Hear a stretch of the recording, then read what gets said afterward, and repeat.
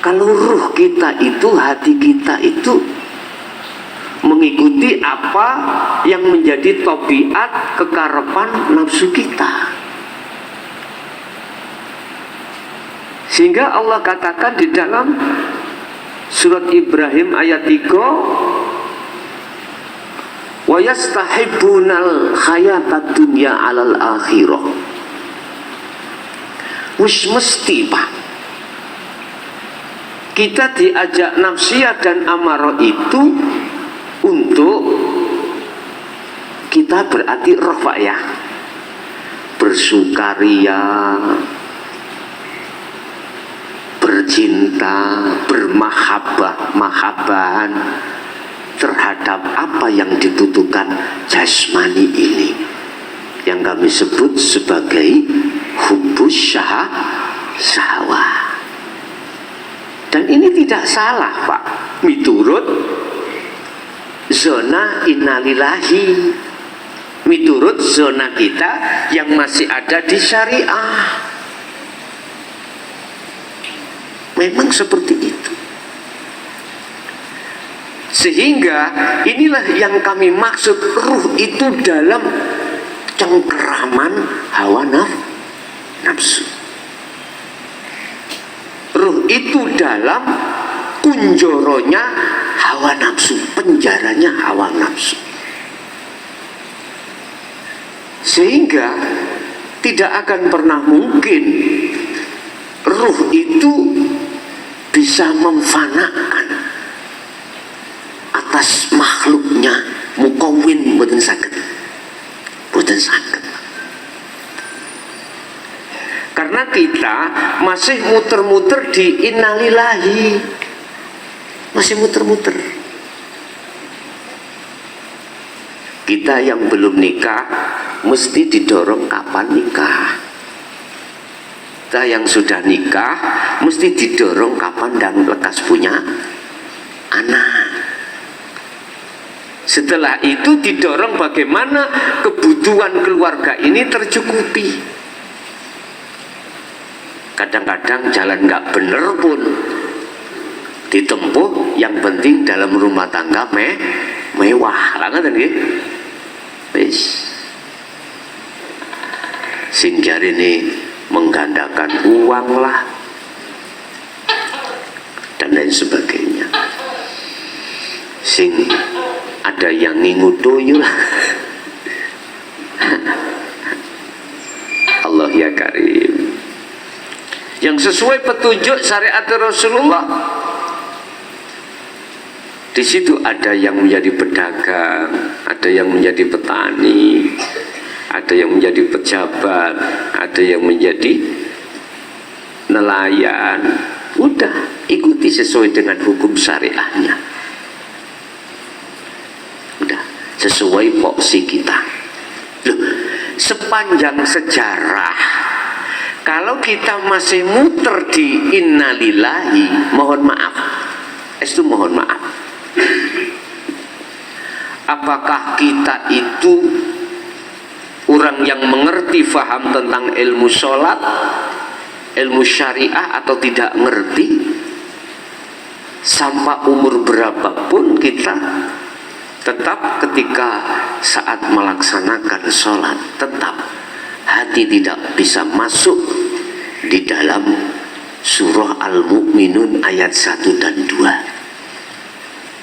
Qad aflahal mu'minun alladzina hum fi sholatihim boten saged Pak. Karena apa? Karena belum melakukan perjalanan wa inna ilaihi rajiun. Gini ki cara biyen iku sangkan paraning dumati dereng. Ingat, apakah ajaran hakikat makrifat itu zaman kenabian, zaman Rasulullah itu juga disampaikan? Ini khilaf Pak. Ada yang mengatakan ulama gak pernah. Ada yang seperti itu. Ada yang mengatakan pernah tapi gak wani ngomong, gak wani bicara. padahal data bukti sudah otentik di dalam Al-Quran.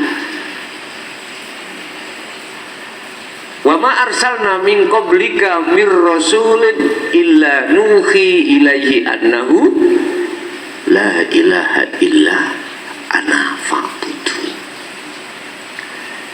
Seorang rasul yang diutus oleh Allah wajib ngemban tauhid tingkat inti nih, Mbak.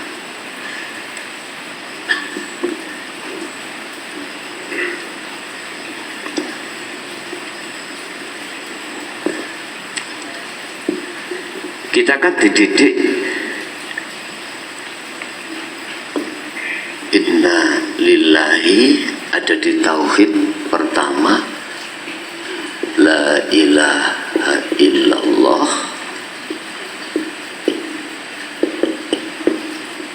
huwa anta ana.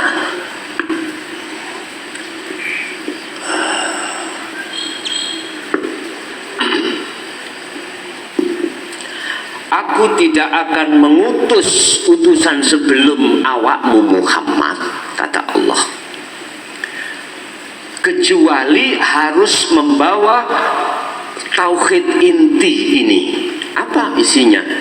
Ilaihi annahu la ilaha illa ana.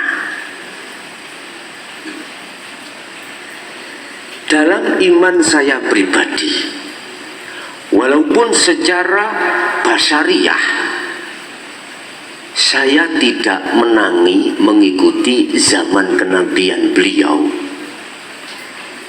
saya bersumpah atas nama Allah, wallahi, jikalau Rasulullah Muhammad bin Abdillah pada saat itu juga mensosialisasikan, mendidik terhadap umatnya, para sahabat, terkait ajaran dinul haq yang ditauhid la ilaha illa ana. Kalau toh tidak, mengapa harus keluar ayat surat Al-Anbiya 25 ini? Dua surat yang mengajarkan, yang menerangkan tentang masalah tauhid la ilaha illa ana. Pertama ada di surah Al-Anbiya 25, kedua di surat Toha ayat 14. Ini sudah cukup bagi saya untuk meyakini dengan hakul iman bahwasanya Rasulullah pun mengajarkan tentang hal ini. Cuman pertanyaannya, mengapa di tengah masyarakat selama berabad-abad tidak dibuka lagi itu, Pak ya? Mohon maaf, tolong jenengan mungkin nek pun proses fana, ya proses menafikan la ilaha dan mengisbatkan Allah di makrifat mbok menawi apabila jenengan ini dimasukkan Allah di alam lahut terus dipanggil ke Rasulullah, kalau titip pen sampai takon, ya Rasulullah, apakah jenengan dulu juga menyampaikan tentang ajaran dinul haq di dalam tauhid la ilaha illa ana? Kalau beliau jawabnya tidak, umpama ya, kabari kula saat itu juga saya tidak akan ngaji tentang hal ini. Pun komitmen kula. Dan atau jenengan yang sudah di alam mukasyafah kepanggil Rasulullah, tolong jenengan sing biasane dulinan ning gone alam kasyaf niki lho Pak, jenengan tangklet tanya terhadap beliau. Hanya satu pertanyaannya, apakah ajaran-ajaran tentang la ilaha illa ana, terus la ilaha illa anta sebelumnya ini Rasulullah mengajarkan apa enggak?